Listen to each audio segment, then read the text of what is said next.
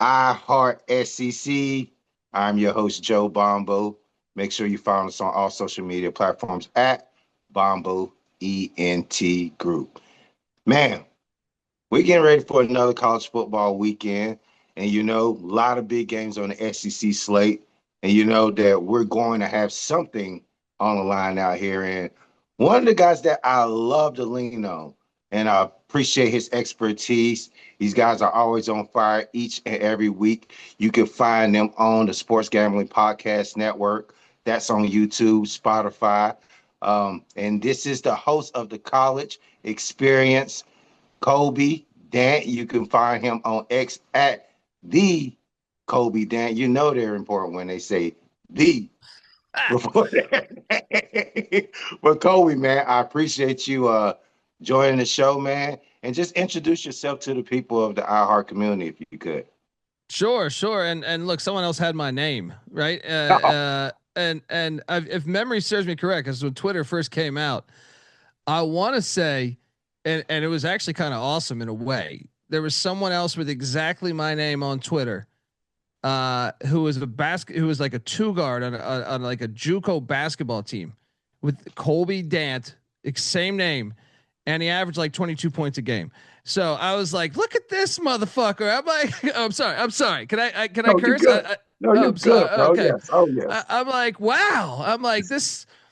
So then I had to go which people are like, yeah, you like yourself much, and I'm like, well, I do, but at the same time, but no, I host the college football experience, college basketball experience, part of the Sports Gambling Podcast Network, and yeah, man, I appreciate you. It's good to catch up. I know we've been friends for a bit there, so I Yeah, man. appreciate you letting me come on air here, man. Bro, I know you're a busy man, so I've been letting you live, and this is a long college football season. So I knew we would find time to sit down. I initially thought about getting you on at the beginning of the season, but I mean, this is the perfect time now, and especially with what's been going on within the SEC, because that's my expertise, and especially with what's been going on with your guy, Diego Pavia, which we'll talk about in a second. But I want to go ahead and get started off and talk about one of the games this upcoming weekend that you seem to have a little affinity in. That's the Auburn Arkansas game. I heard you speak about that during your podcast yesterday. So let's just start there, man. What excites you so much about this Arkansas Auburn game, and what are you looking at as far as a result going into Saturday? Well, this rivalry is just hilarious to me. I mean, part of what makes the SEC so great is their extreme fandom for their teams. And Arkansas and Auburn certainly have that. Now, I know Arkansas, not historically, because they didn't join the SEC until 1990. Uh, they fit the shoot that they fit the SEC, and then they've had these wild games with Auburn. You got the whole history of this thing where they were fighting over Houston Nutt, or you got the Bobby Petrino, who was once the OC at Auburn, who tried to backstab his head coach by getting basically going to the administration and saying like I should be the head, like while they were coaching, like the ultimate scumbag move. And they're two fan bases that are two administrations and fan bases that will do whatever it takes to win. And sometimes like you look at it right now and like Hugh Freeze, the university doesn't trust him to have a cell phone, right? I don't know if you know this, but they didn't give him a school issued phone, which normally you get, which is so hilarious because it's like, wait a second, but you trust him for 130 people to be like some type of guy that's going to guide these kids from 18 to Galvanize the kid. 22. Yeah, I mean, only in the SEC would you get that as like, yeah, you know what, we don't trust this guy with the cell phone, but you know what, here's the keys to the facilities, and here's 130 guys to be in charge of. Your leadership is key, right? Then you just have the guys have been successful coaches. Bobby Petrino to a certain extent, obviously. We watch Lamar every Sunday, so he I know some of his teams have been terrible, but he's also been successful, and the same can be said for Hugh Freeze. So it's just a captivating game to me. Bobby Petrino now trying to get the head coaching job. It seems like Arkansas is behind him in a way. I know he got a standing ovation at the basketball game this past year. So it's just captivating, and it's I fully expect there's a decent shot both could be gone, but Hugh Freeze I think is on borrowed time. He's even, he's asking the athletic director to get behind him. I'm like, why? You've lost a bunch of games in a row. But I like Arkansas here because they have been good, and I'm a big fan of Taylon Green. I think Mhm. Taylon Green is a really good quarterback. I think that's one of the storylines lost in this SEC season, perhaps right now, is the guys that everyone said were going to be so great. Arch Mannings and the and DJ Lagway and there's yes, Garrett Nussmeyer, 100%. That's exactly the one I was thinking.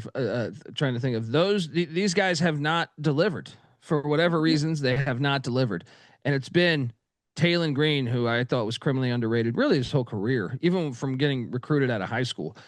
Diego Pavia, and I know Simpson's balling out with Alabama. Credit to him; he's probably highly recruited. So his dad's a coach. Yeah. But a lot of the other ones, Aguilar at Tennessee's played well. Blake Shapen at Mississippi State's played well. A lot of I love that storyline of the season of these guys that you could have got. I mean, half of these guys you could have got for pretty cheap, and Seriously. yeah, and that's what that's what you just gotta love about sports when you really think about it. It's like Diego Pavia or Taylon Green. They've been told no, basically. Like no, he didn't. Taylon Green didn't have any Power Five offers. I Boise mean, State took him. if you would have put this into like odds form, you would probably had Nussmeyer at like minus 250 and a guy Yeah, like Aguilar at like plus 1200. You know, yeah, it's 100%. very crazy. It's very crazy. And just to go back to that point that you said about Auburn and how Petrino was there and he backstabbed his coach. Now let's look at this whole situation. He goes into Arkansas. One, I don't know why the hell Sam Pittman you bring this guy in. When you know that track record, right? When you know that track record.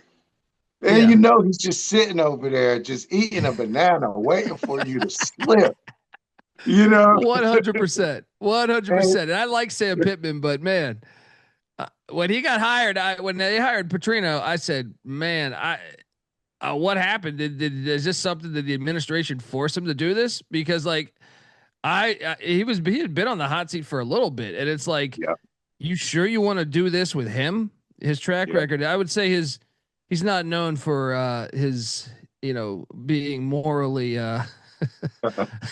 you know. I mean, And I, morally a great guy, but hey, more power. I guess Sam Pittman's a millionaire, and who am I, right? exactly. And you make your own decisions, like they say, you make your bed, you lay in it. And that's exactly what he had to do. But my thing on this, and I remember hearing it before, it might have been Andy and Ari on three, but someone brought to the point, and I think it might be a valid point. When you think about Hugh Freeze, I mean not Hugh Freeze, Petrino, and when they let Pittman go, this Arkansas season and schedule they have is a gauntlet. There's no easy wins after their first 4 or 5 games. So when you bring someone like Petrino in, you knew that he had this schedule up against him. And in a sense, it's like, okay, let's bring this guy in, see how he does against this gauntlet of a schedule. Well, we know he more than likely will fail.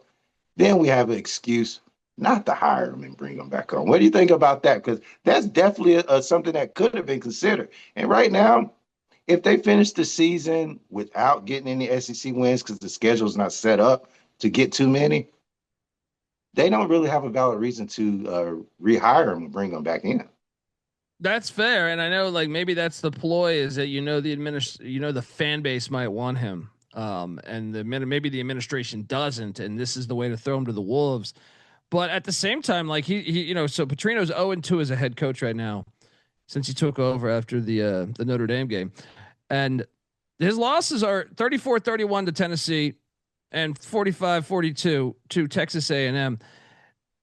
But both those teams, first off, playoff contenders. Also, you look at if you watch, I mean, A&M had been incredible on defense in SEC play before this past game. I think if you're the fan base, you're saying, I want to say A&M had been holding. A&M had played what Auburn, Florida, and Was it someone else? Auburn, But they had been Florida, and Notre Dame. okay, but they had been holding teams on third and fourth down to like an unbelievable Yes, percentage. yes. It was like 2 of 36 or something. I think And teams were completing 6% on third down. well, Bobby Six Petrino percent just of went it. he just went 5 of 12, but I think the bigger thing is he had 527 yards of offense, which I guess it depends how you look at it, but I only think if I was an Arkansas fan, I would say, man, I mean, he was an OC. The It's defense didn't ridiculous. have any talent. The 527 yards against a top 10 team is really good. So Yeah, I see your point, and maybe that's right. Maybe a win-loss record at the end of the day is just because that schedule is a gauntlet. Maybe he's just going to be left out to dry. But I would challenge the Arkansas fan base or administration to like dig into the numbers, because say what you want about the guy and his personal life, but his offense and Taylon Green have been moving. And by the way, he had 496 yards at Tennessee. They actually outgained Tennessee that game, but lost by 3. So I think he's actually done a pretty good job, all things considering, despite being 0-2. yeah. And I'll say that this game is going to say a lot because Arkansas won. They need this game. Um, Auburn needs this game. Both of these teams are kind of stagnant right now as far as what the trajectory is going. Arkansas seems to be more arrow pointing down. And I honestly think that they're going to get a hell of a shot from this Auburn team because their defense hasn't held up their own. And this is going to be Jackson Arnold's best shot against a defense that isn't going to put up the fight that he's been getting in the past couple of weeks. So I know you said you like Arkansas, but I don't know if it's going to be as easy for them to get this win. And I really think that if we're going to see Jackson Arnold's best effort, this might be the one game that we might see it at, you know. I mean, he needs, once again, this is another highly recruited guy out the gate. I know he was a retread at Auburn, but at Oklahoma, I can remember people raving about this guy, and he has been bad. But you're right, Arkansas's defense doesn't have much talent, and there's no getting around that. Football, it's hard to disguise when you don't have talent.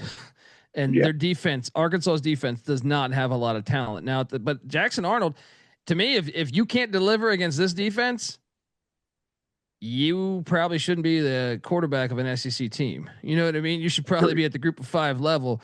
So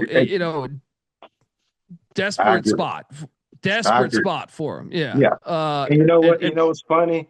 I don't mean to interrupt you, but you know what's funny? I was literally after this past weekend, I said to myself, I said, Jackson Arnold's not a power 5 or a power 4 quarterback, honestly, at this point in time.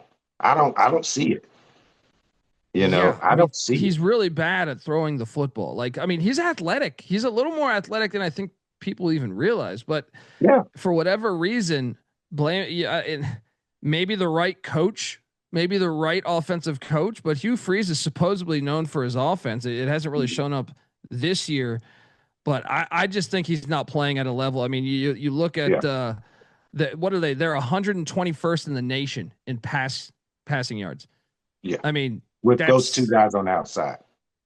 I mean, come on, those two guys on the outside. I honestly think Auburn fans, in hindsight, are going to look back at this season and say, "How did we blow this?" Because Auburn's defense is good. Auburn's wide receivers are good. They're. I actually think their wide receivers are. You can make an argument. They have like a top 25 or top 20 receiving core. Like we know Cam Coleman is a beast. Singleton at Georgia Tech was awesome. So yeah, man, it's just unbelievable here to see Auburn in this spot. Jackson Arnold's got to prove it. I know, Hugh Freeze had said he might even play the backup this game.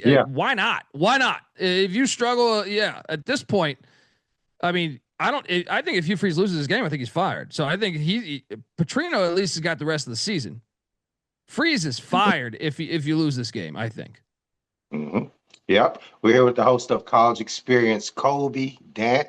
You can find him on X at the Colby Dant. I mean, this guy's been, and one thing I want to say about you, bro, is that I appreciate your knowledge and your memory bank, man. You remember everything. I like hear you say some things. I'm like, How the hell does he remember uh, this this guy they played during this World War and this happened on this? I'm like, good Lord. Well, Like, hey, man, salute to I you, love the man. game. I love the game. I wish I was good enough to play it further along in life because the game has always been so compelling. I'm the youngest of I have older brothers, four of them older than me, and when other kids were watching Lion King or whatever, I was watching football or basketball or something, and so I took a loving, I never really had the choice. I don't remember ever thinking like, should I like football? I just naturally was attracted to it because my brothers and dad and stuff was, but and I just love the game, man. I think it's football and basketball is something I can watch at any time. And it really, like, to me, if you're a big, I know you're a big sports guy too. So like I you're love going it. through stuff in life, it's the best distraction, man. If you're ever Yeah, going through stuff in yes, life, it's like, sports are the perfect getaway. yeah. I definitely agree with you. And that's the beautiful thing about it, man, is that like so many people have so much going on. And just to be able to take that time out and just clear your mind and just watch if it's your team. Some people might look at it as stupid sports, but hey, it is what it is, every to each his own to say the least. But I want to get back with you and we're gonna have a conversation. We're gonna take a break and I'm gonna come back and we're gonna talk a little bit more because I got some things that I want to address and I know you have an interesting opinion. So we'll be right back in a second. Wish that I was in old Arkansas down in the Ozark Hills. Wanna go call the Hogs in Arkansas, take a trip to Fayetteville. See, there is this team in Arkansas, knocked off the Tennessee Vols. Rush the field with the fans in Arkansas, wild band of Razorback Hogs. Now Arkansas, you'll always be home sweet home to me. Good old Arkansas, woo, woo, Big Suey, woo, Big Suey, woo, Pig Suey, Razorbacks. Hey y'all, thank you so much for watching. Please go check out all my original music everywhere you stream and download your music, including my original song about Arkansas called Arkansas Y'all. And go grab some tickets to my upcoming album release party in Little Rock at Stickies. Woo pig, y'all. Shane Beamer and the situation that we have going on in South Carolina. I like what you said earlier about him possibly going to Virginia Tech. Do you think that's something that could possibly happen? How do you feel about that? And what is your perspective on that? Because I know that you have affinity for Shane Beamer and what he's done in South Carolina. And how do you think that would work in the ACC? Well, here's the thing. I mean, my first thought was he wouldn't take that. He's at an SEC school. The SEC TV deal is fantastic moving forward. But then you think, and I thought another negative would be replacing his father, the expectations, that his father set. He went to the national championship. So it's just, but then you're like, wait a second. He played at Virginia Tech. Yeah. Right.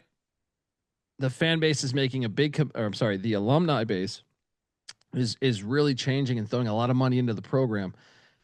And then on the other side of it, South Carolina hired a new athletic director. So normally a new athletic director likes their own guy, right? And I also think it's hard to sustain success when you look at that. Lenora Sellers is a great, phenomenal talent, but that team lost 5 or 6 defensive players that went to the NFL. I think it was 7 on NFL camp, 6 drafted, I believe. If memory serves me correct. I don't think that's never been sustainable at South Carolina to have that many players. So like you did all that and you still didn't even come close to like winning an SEC championship, not even appearing in the game. So like I thought he did a great coaching job last year, really way better than anything I could have imagined. Cause they almost lost to Old Dominion in the opener, but after that they did a great job of being a really good team. Now, I just don't, I think it's a hard job. It's hard, Clemson's the number 1 team in that state historically. Now they've done a great job closing that gap over the past 20 years, really since Lou Holtz, but new athletic director. To me, you can go back to the place that I think they'd be very patient with you because your dad is royalty. So I could totally see a case now. The more I thought about it, where it's kind of logical. You get out of Dodge, because to me, if he has another bad year next year at South Carolina with the new president or with the new athletic director, I think he would be on the hot seat. They might fire him. So why not strike gold when you still can? Even if it means you gotta replace dad, being dad's shadow in a way, and I think he really cares about the Virginia Tech program.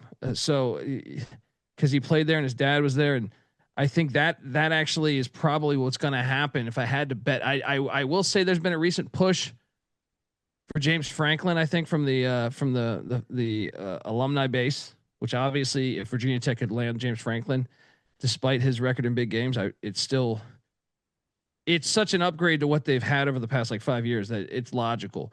But yeah, I kind of think Shane Beamer will be one of the finalists for that. And if he loses this weekend against Alabama, now all this could change. You beat Alabama, you all of a sudden can navigate your way to a bowl, a 6-6, and okay, it's not a terrible year, and you beat a top 10 team. Maybe that changes the narrative some, but I kind of expect, them to lose to Alabama. Yeah. I'm kind of resigned to the fact South Carolina's not a good team this year. That offensive line is horrendous. Like that offensive line is going to get Lenore Sellers in a lot of trouble this last part of the week. But the thing that I would say would be the biggest pushback from him making that move. Could you imagine him leaving and going to Virginia Tech a year after Sellers just declined $8 million to stay at your program? How could you sell that to recruits? How are you going to sell that to people when your quarterback just committed to you and took less, and then you say the next year, all right, I'm up and gone out of here? That's a good point. Now I wonder, would he take a risk? That's what I'm thinking. I'm wondering if he doesn't, you see this a lot more in college football. I mean, look at Diego Pavia, but I wonder if you say, hey, Lenoris, you turned down allegedly Lenore Sellers' dad, I believe, said like they turned down $8 million. Mm-hmm. Well, if I'm Shane Beamer, I would say, well, guys, if I'm going to take this Virginia Tech job, I want to guarantee my guy gets at least 8, maybe even 10. I don't know. Yeah. Because he's obviously a phenom. Like you'd have to be a moron to watch, and not see the raw skills that Lenore Sellers offer to any, and to me, like with a little bit of help, the guy could win a Heisman Trophy, in my opinion. You know what I mean? Like it just, you got to help him out a little bit, and he doesn't have it right now.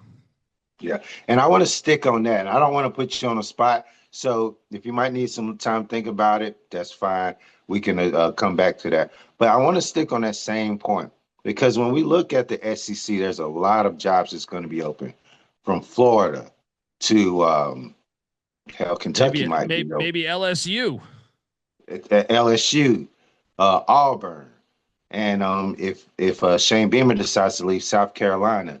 And like we said, there's been a lot of quarterbacks going with their coaches, or star players transferring with their coaches, like we've seen down in Southern Miss with Charles Huff left. He brought damn near the whole team with him. Hell, he might even took a damn team bus with him if they would have let him. But with all this happening, is there any? And I know that you're very big on some of the lower tier schools, Division II Power 4 schools. Is there any coach, quarterback, athlete combination that you could see possibly making the transition to the SEC and just giving them that spark that don't have it right now from some of these coach openings? I mean, I do. Now I'm trying to pair it with the coach. So in my head, like, because I like Byron Brown at South Florida, I think is a very good quarterback. And I was actually, frankly, I was surprised that Tennessee didn't get him. Now Aguilar's worked out for him, but Byron Brown, and he runs that, at South Florida, they run Alex Galesh's offense, was the same offense that Josh Heupel used. So I was surprised they didn't offer him just a truck of money, and he'd be like, but Galesh is a very good coach. I think if I'm Florida or if South Carolina opened or Kentucky opened, you'd be a fool not to interview him, especially if you knew you could get that package. I mean, let's be honest. Kentucky hasn't really been a beacon of good quarterback play for, I know the one season with Will Levis, but if you're telling me you can get a hot coaching name that's going to put points. Because let's be honest, that Kentucky's offense has been trash for a while, so the fans probably want points, and then you can get a guy that I think is a very good college quarterback. I think that's one that would jump right out off the top of my head. Would be he could be. You saw him beat Florida at Florida. Now, and obviously that was kind of a defensive struggle, but the guy's got raw skills that I think. I mean, you're seeing. Look, we just talked about this beginning of the show. Diego Pavia was at New Mexico Military. Taylor Green was at Boise State, and Pavia then went to New Mexico State. But I'm saying Blake Shapen was at Baylor.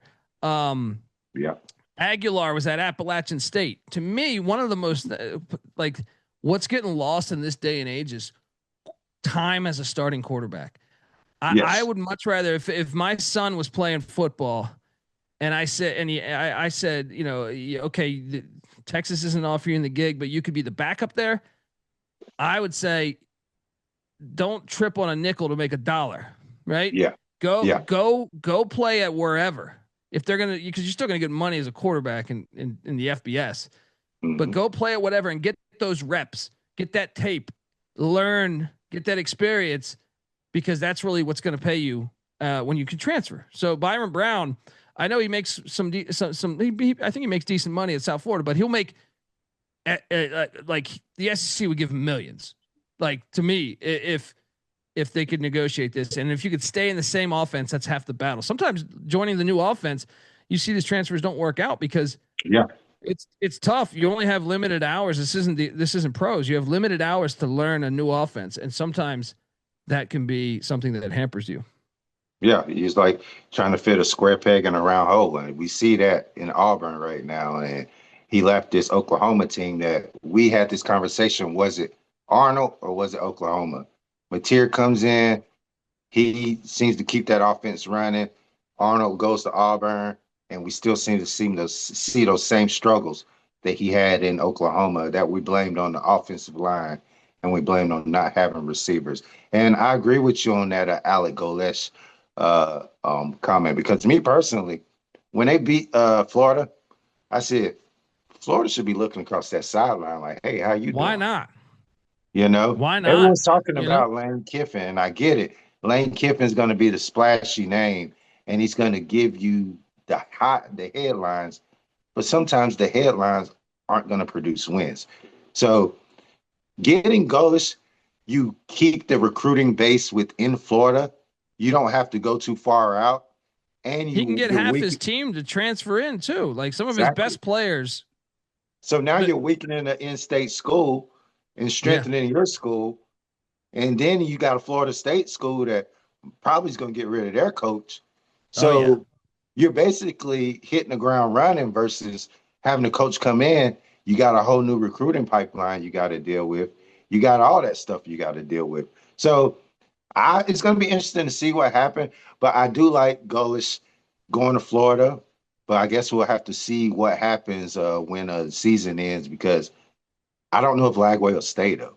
So that'll be the only thing with Lagway stay. Another thing is Golesh might be in the playoffs, and then if you're in the playoffs, I think Florida wants to get a coach, or whoever. Kentucky, these SEC schools are going to want to get a coach before the playoffs, so that might actually go against Golesh in a way. I mean, he'll still be able to. He'll be a million. I mean, he's already a millionaire, but he'll be fine long term. But I just think it's interesting now because these playoffs go a lot longer than they used to.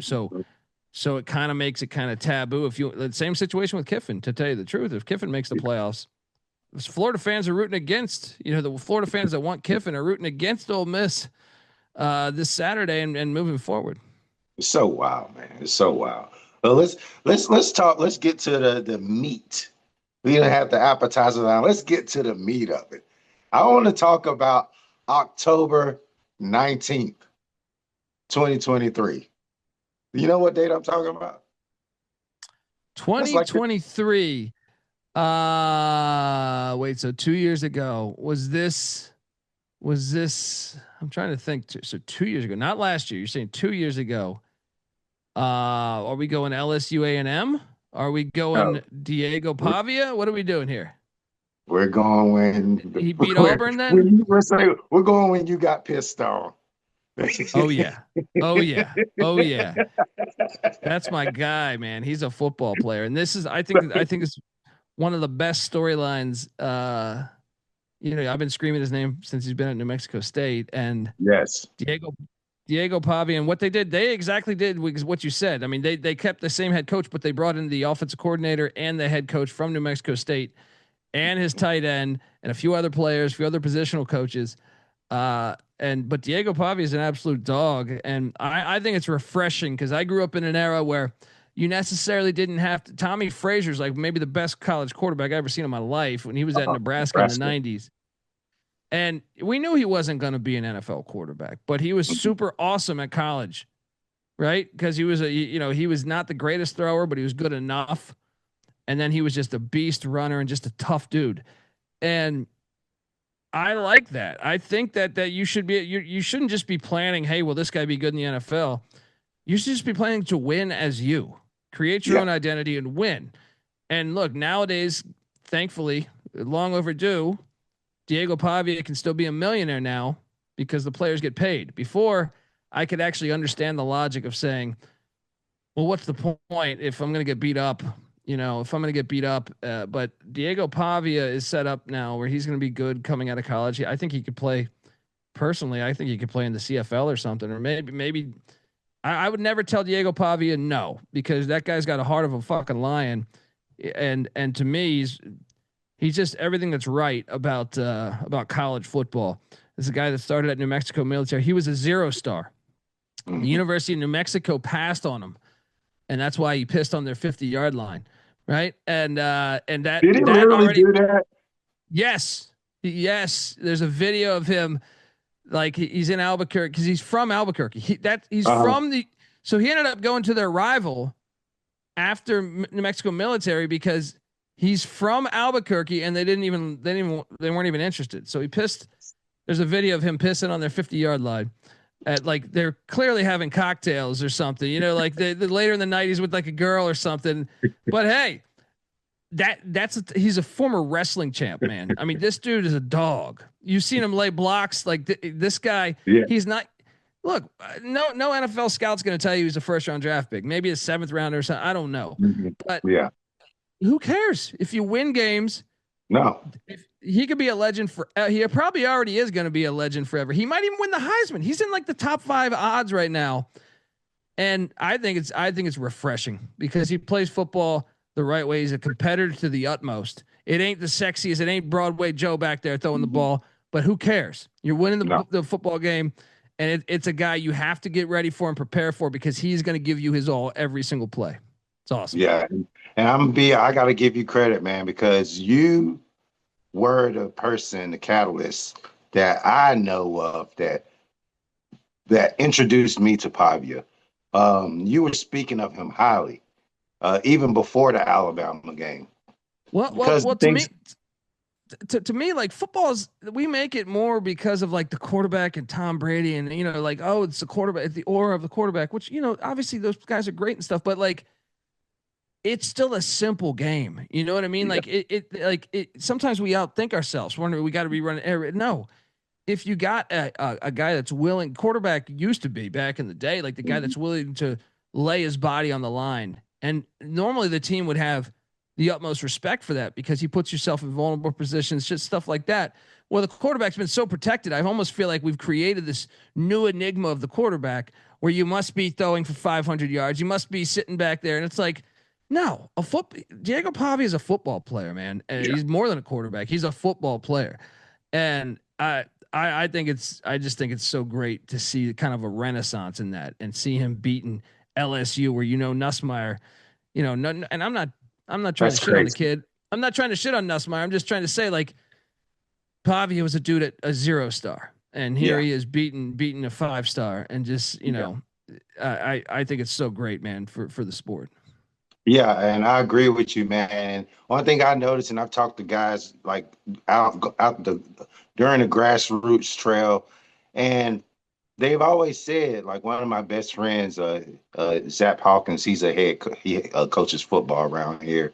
I mean, he's got a couple kids. Actually, one of his kids played at Georgia, but he talks about how like these schools, they recruit guys based on who else is recruiting them.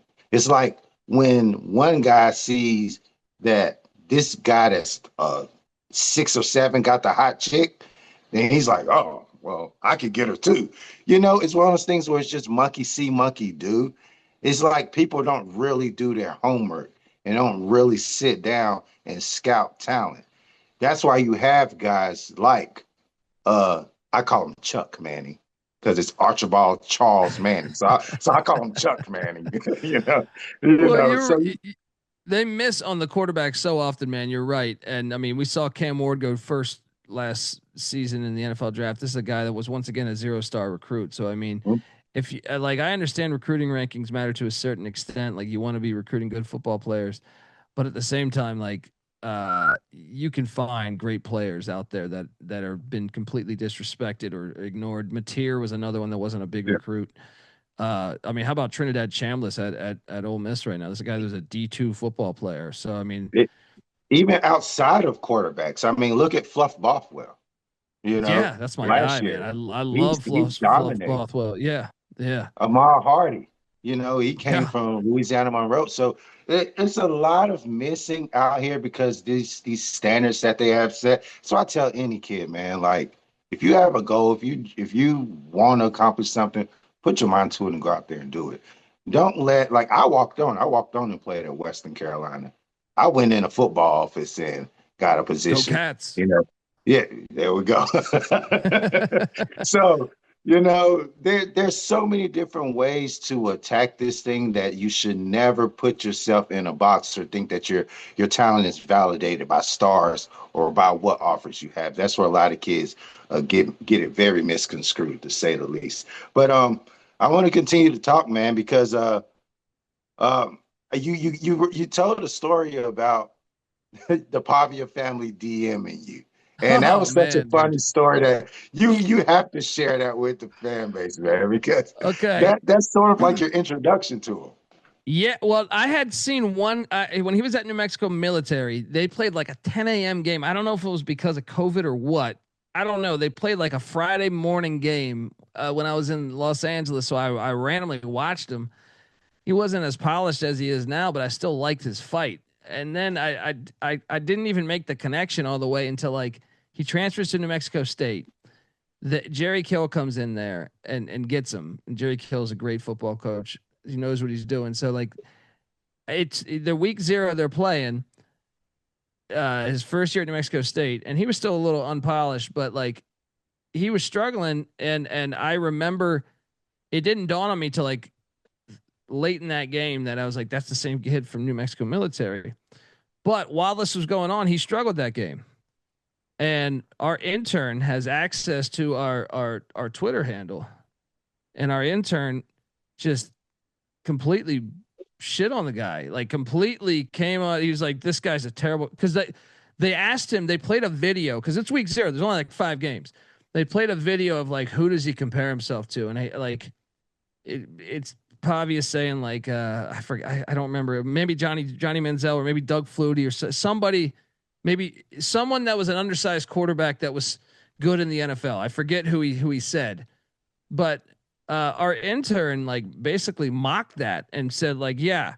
And I'm not aware of this at the time. I'm at a bar watching the game, and I handle majority of our Twitter handle, especially at that point. Now it's not as much, but at that point I was like, that was pretty much all me for the most part. I gave him access, but he didn't really tweet anything.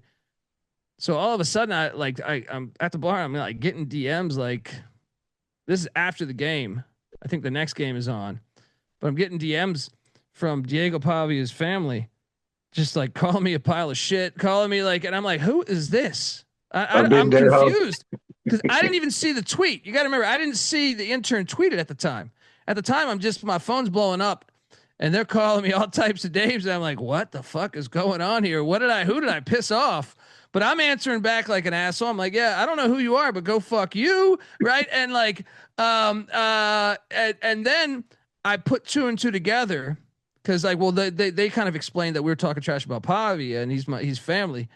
And I'm like, I didn't talk any trash about Pavia. And I'm like, dude, I'm at a bar with this. I'm like, I don't even understand what's going on. But I think later in the night or the next day, I find out that that our intern had tweeted that out, and I'm like, dude, you can't be doing that stuff, buddy. Like, what are you doing, man? Like, hey, I like the guy. All right. Like, I mean, look, we can all have a moment where but to just call him a pile of trash, that was his first ever FBS start, by the way. It's like, how about we judge you on your first ever thing doing something, right? Yeah. But Yes. then I try to get him on the like. I feel like Pavia was accessible. I even know Theo Von through stand up, but it's like they're affiliated. His family's close, I think. So he's never been on our show. And I think it has to do with, I want to run into him one day, cause I want to tell him, like, dude, that's not me. I never tweeted that. That was our intern. But it is a hilarious scenario, cause I wanted to get him on the show. I've been repping him before even that, man. So it's like, hilarious how it works. And this is the power of the internet. You got to watch what the hell you say.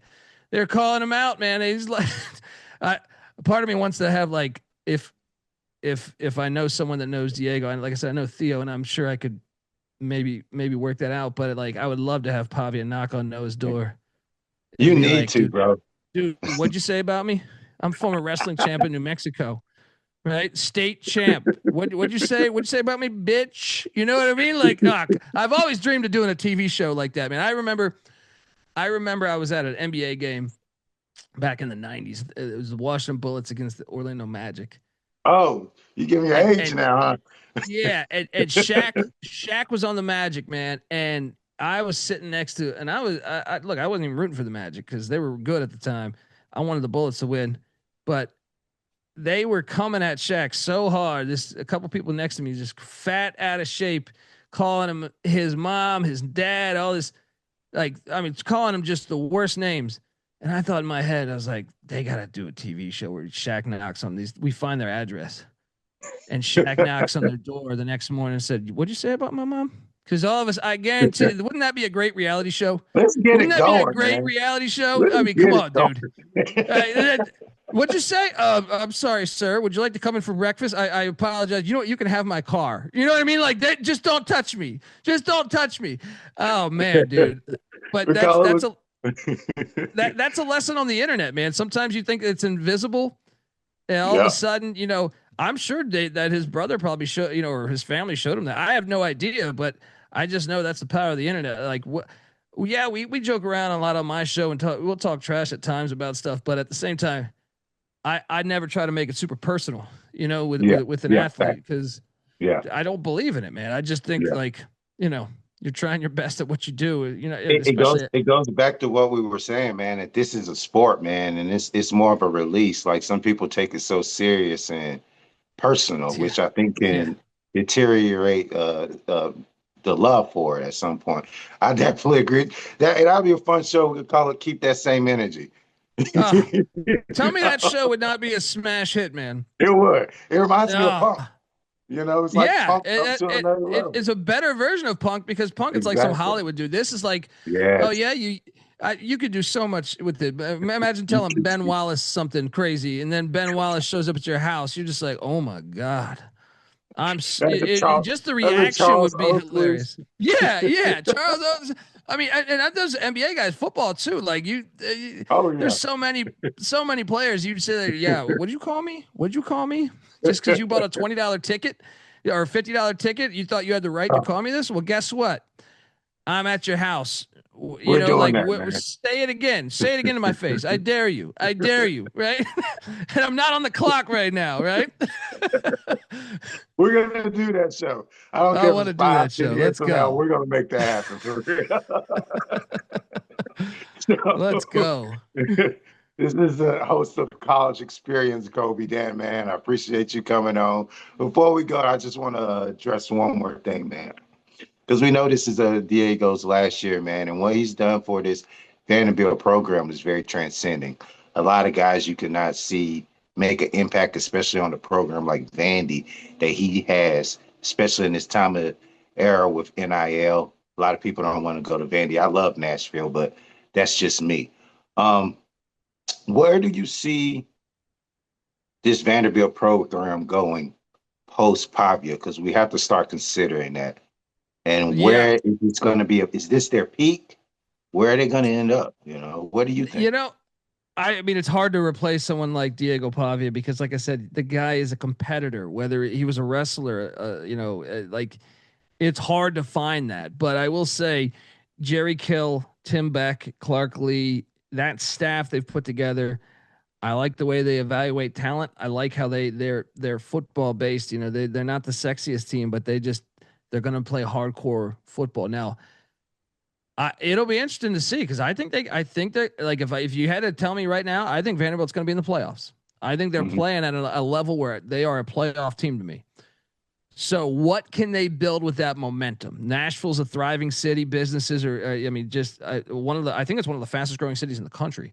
So what can this experience do? First off, Vanderbilt has money. That's why they're called Vanderbilt. But they've never put athletics first.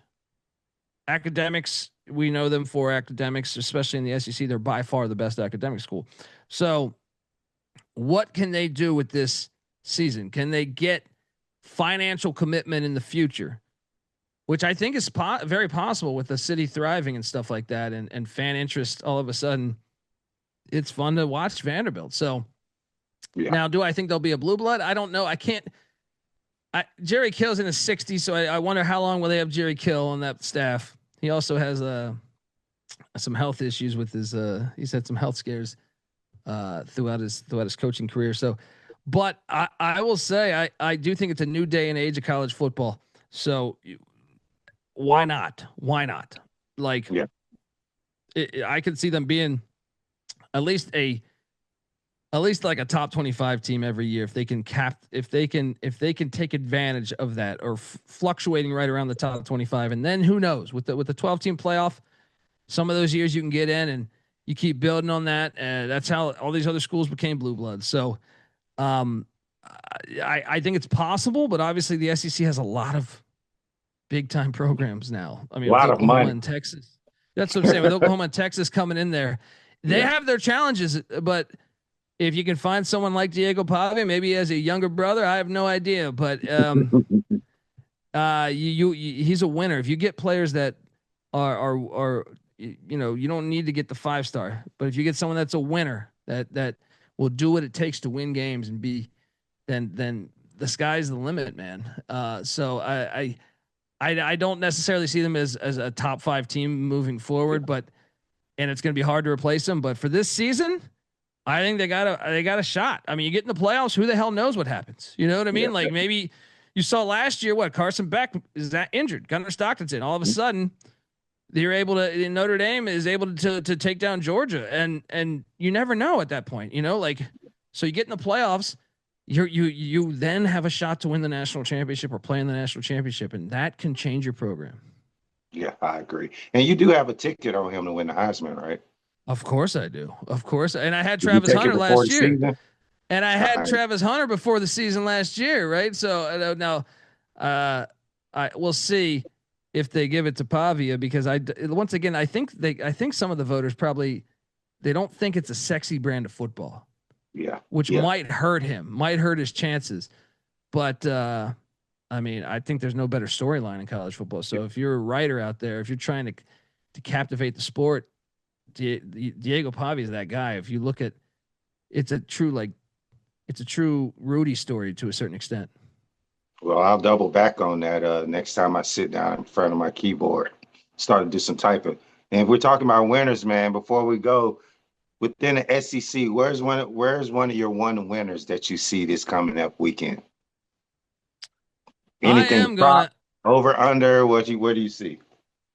Yeah, no, I actually think Vandy is the play I like. I mean, I like Vandy just because Mizzou is on the second end of a back-to-back away. They were in overtime too, and I think Mizzou's a little too one-dimensional.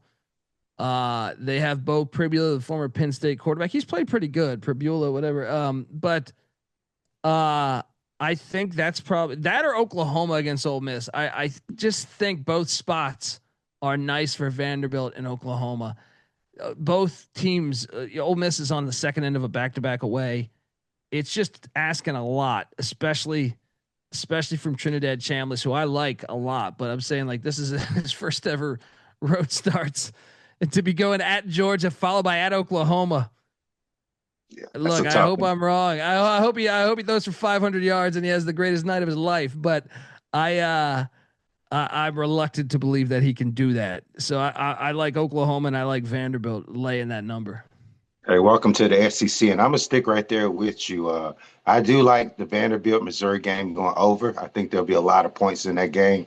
And looking at that first game, I've already put it in, but I took Ole Miss Oklahoma under first half, 27 points. I think that'll be a slow grinding game, and it'll be some struggles with that Ole Miss offense. And I think Oklahoma, they're still trying to get that offense going, especially with Mateer coming back from that injury. So I feel like they'll try to lean and get this run game going, and they should have success with this Ole Miss team, whose defense has kind of been sporadic. But that was the host of College Experience, one of the many talented people at the Sports Gambling Podcast Network.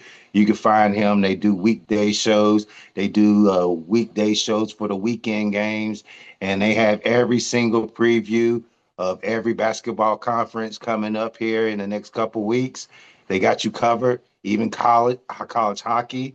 They got Oh yeah. baseball all Yeah. year long. So if you need any tips or tricks as far as your gambling, make sure that you tune into the Sports Gambling Podcast Network and make sure you follow Colby Dant on X at the Colby Dant. I appreciate this conversation, man. We could have went on 2-3 hours, but we'll save that for another date. All right.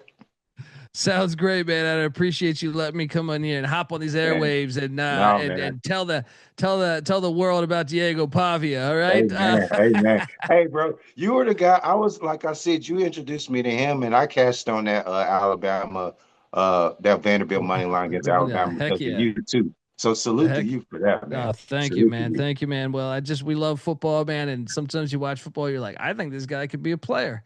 So, credit to him. Credit to him too, because I mean, you easily could have quit at New Mexico military or whatever, and you Yeah, keep fighting. And this is a. I mean, it's like the Rocky Balboa story to a certain extent. You know what I mean? Like, why do we love watching anything with an underdog? Diego Pavia is that perfect example. yeah. Hey, well, thanks, man. Hey, enjoy the rest of your evening. I know you got. Are you doing it tomorrow? Media day? I am, man, and I got a show in about an hour. Okay. So yeah, man, just cranking out content and yeah, man. So we stay All right. busy.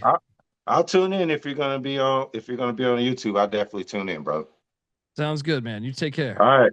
That's Kobe Dant, man. Take care, boss man. I'll talk to you soon. All right. Sounds good, brother. Take care, man. Always a pleasure.